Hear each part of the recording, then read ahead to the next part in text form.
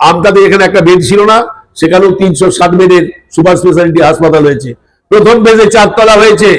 ওদিকে আমতা super speciality হাসপাতালে 6খানা operation theatre, 24খানা operation table.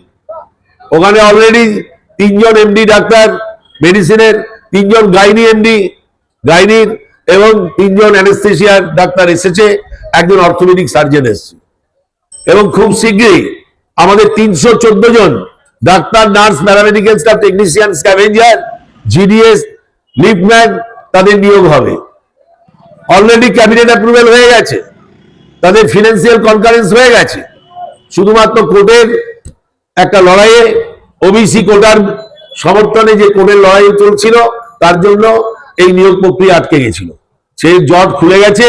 আমরা আমতা হাসপাতালকে নতুন করে এখানে চোখের অপারেশন আরম্ভ হয়ে গেছে, এখানে চোখের আলো প্রোগ্রাম শুরু হয়েছে, অর্থোপেডিক সার্জারি শুরু হবে, জেনারেল সার্জারি শুরু হবে। এবং 2026 থেকে এই 4 তলার উপরে আরো 4 তলা বাড়ি হবে। তখন কিডনির অপারেশন, হার্টের অপারেশন, অ্যাঞ্জিওগ্রাফি, অ্যাঞ্জিওপ্লাস্টি থেকে আরম্ভ করে, লিথোট্রিপসি থেকে আরম্ভ করে প্লাস্টিক সার্জারি এবং ক্যান্সারের tissue treatment, chemotherapy, radiotherapy, palliative surgery শুরু হবে। তখন আমার স্বপ্ন পূরণ হবে। আমার বহুদিনের স্বপ্ন ছিল একটা অনাথ আশ্রম, একটা বৃদ্ধাশ্রম, একটা নির্যাতিতা মহিলা আশ্রম।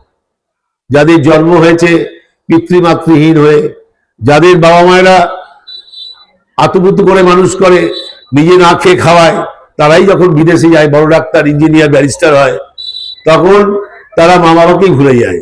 মা বাবা বেঁচে আছে না মারা গেছে ফোন করে দূরাভাষে একটা খবরও নেয় না। সেই সব মা বাবাকে নিজের মা বাবা মনে করে একটা জীবন যুদ্ধের রঙ্গমঞ্চে ভালোভাবে বেঁচে থাকার একটা সুযোগ করে দেবো।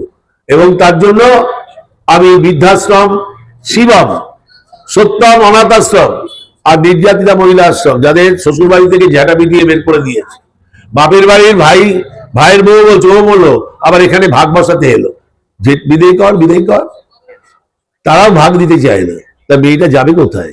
কোলের বাচ্চাটাকে দুধ খাওয়ানোর জন্য কি শরীর বিক্রি করবে?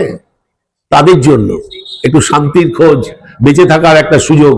নারীরা সুন্দর মানে মনটা সুন্দর, দেখতে সুন্দর নয়, মনটা সুন্দর।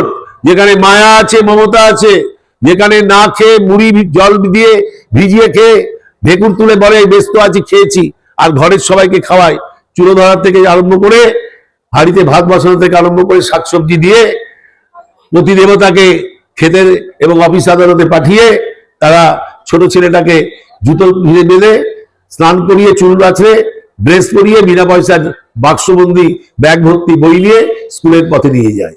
সেই আমার মা।